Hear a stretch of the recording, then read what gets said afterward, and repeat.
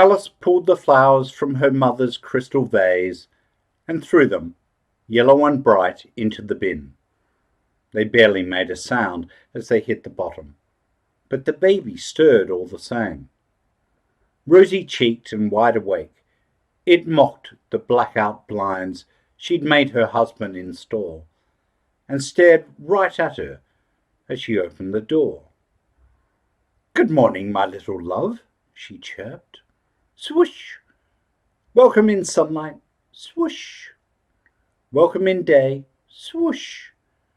Welcome in sweet promise of another go-around." The last blind rolled up and revealed a single moth sitting on the window pane. Alice quickly pushed open the window and jumped back. "Please," she asked it, "please go away." Neither Alice nor the moth moved. Relenting, she swung the baby up and over the bars of its wooden prison. It reached for her necklace and she swatted the hand away, backing out of the room with one eye on the moth the whole time. The nursery had waited 4 years for an inhabitant. Her body, too, sat hollow and impatient, but it would not cooperate. Just as the wallpaper, they hung the first time, peeled from the walls, revealing damp beneath. The room had been a nursery, home office, and now a nursery once more. When they transferred it from nursery the first time, Alice had wielded the paintbrush like a knife, obliterating the past with an ochre and eggshell colour scheme. There was only one small corner of the room where the wallpaper had refused to budge, and that had been covered mercifully by a new chest of drawers. Over time, she almost forgot it was there, and only on searching for a missing earring did she find herself face to face with a teddy bear, defiantly smiling through a slick of paint. Babe in arms, the pair danced back into the kitchen.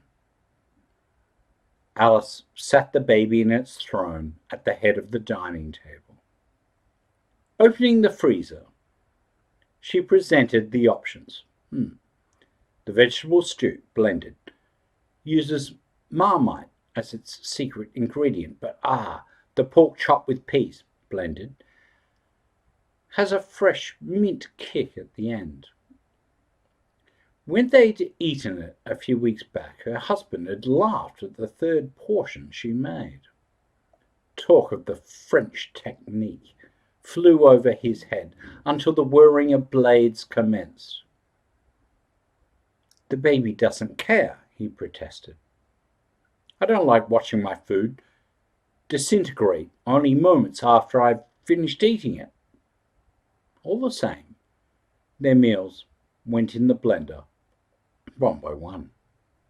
She looked into the baby's blue eyes and decided it wanted pork chops. As the food slowly defrosted in the microwave, Alice gazed absent-mindedly out of the window. Theirs was the top floor flat in a big converted Edwardian house at the top of a hill. From here she could see the whole city, an expanse of other windows, other women blending organic meals. Head girls turned marketing, PR, comms executives, with marble countertops and specific coffee orders dancing to the beat of a baby's drum. She checked the defrosting lump and noted the suspicious silence in the room. With a spin, she expected to discover its little body sprawled on the floor. Or perhaps it would still be in the chair, blue in the face, having choked on nothing out of spite. Babies do that, you know, die for no reason. Last time, right after it happened, she couldn't enter the room at all. The door was sealed off by invisible cement.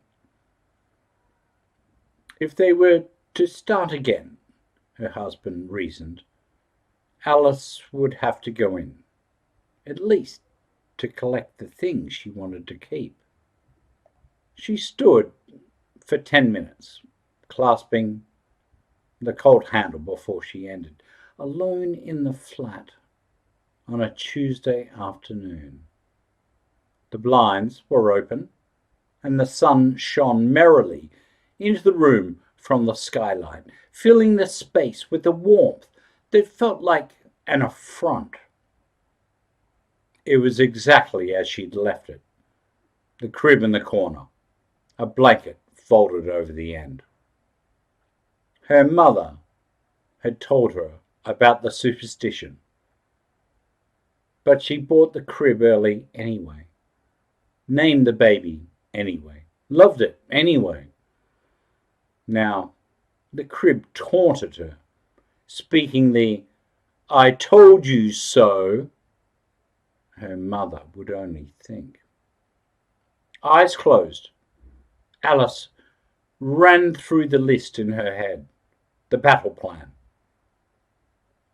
Emptied the chest of drawers, unpacked the wardrobe.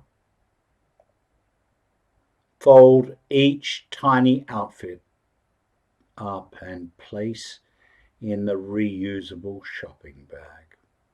Remove the Peter Rabbit figurines from the shelf.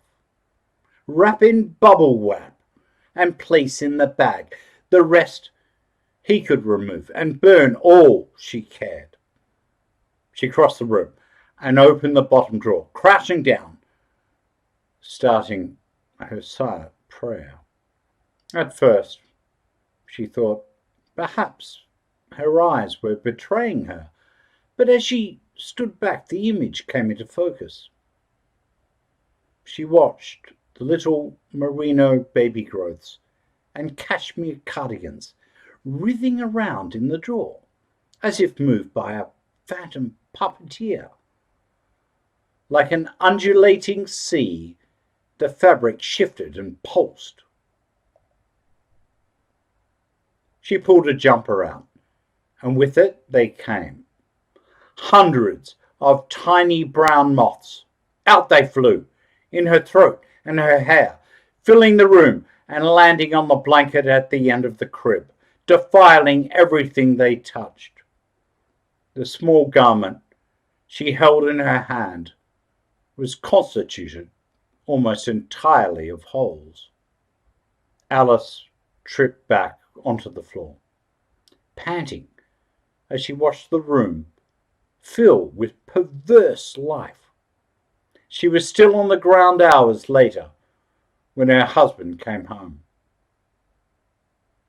On appraisal, the baby was still living. Alice felt relieved, and the baby, shocked to be alive, let out a burst of exuberant gibberish and smashed its fist against the dining table. With a thump, thump, it shook the porcelain candlesticks Alice had arranged, and before she could act, one of the pale blue candles slipped loose, rolled off the table, and shattered on the ground. It was the smallest candle of the three. Alice had burnt each one specifically to vary their heights, and they had sat on the table, undisturbed for a year, at least before the baby had arrived. "Why?" she whimpered. She pushed in its chair across the room as she gathered the pieces of wax in her hands. She sniffed and closed her fist tightly, turning to fetch it to the bin. Before the candles had grazed the table, she had stood them on the desk in the nursery turned home office. During this time, she had simply refused to go through it all again. He had sat across from her on the velvet sofa she'd restored by hand and suggested Yet in the same matter, he might recommend they try the new Italian restaurant on the corner. Every time he touched her, she felt the need in his hands, not for her body, but for what it might do for him. "I've missed us," he would say, as they hinged themselves together. Each time she would lie there, staring at the window, watching in the reflection as he debased himself, lying to them both. For a year or more, her period came like clockwork.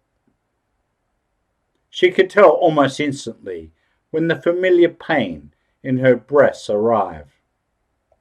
For 2 weeks, she would keep the secret to herself, like the stack of licorices she stored in a shoebox at the back of their shared wardrobe. Her husband would light up when she skipped the wine at dinner, just in case, the whole time laughing to herself on the inside. But it was only so long before she found herself in the doctor's office, agreeing to once again begin the injections, to use medicine to defy what her body had already told her. "You fool! I have salted this land," she laughed. But nature, God or science, laughed back, and here she was, treasured babe in arms. In the kitchen, she turned to inspect the baby once more, but the sight that greeted her stopped her in her tracks. Atop the baby's head, just below its sweet blonde curls, a moth sat. It crawled across the baby's face, and Alice felt the impulse to wipe the moth from her own forehead, as if they still shared one body. She dropped the candle pieces, dashed across the room, and opened the sash window across the sink, flapping her hands towards them both. "Shoo, shoo!" It stretched its wings, but stayed perfectly still. The baby grinned. After a moment, she moved to exterminate the creature. But before she could reach the pair, the baby's chubby little fingers reached up first. In one swift motion, she watched as the baby put the moth into its soft mouth and ate it. Her fingers were next. Prodding, she searched fruitlessly in its gums until the baby coughed and she withdrew. Alice bit at the skin around her nails and retched like a sick dog into the sink. After a moment, she steadied herself and looked to the window, seeing in the reflection a moment 4 years before. It's dinner time in their home, and she eats too much, her hand resting on her swollen stomach, his hand on hers.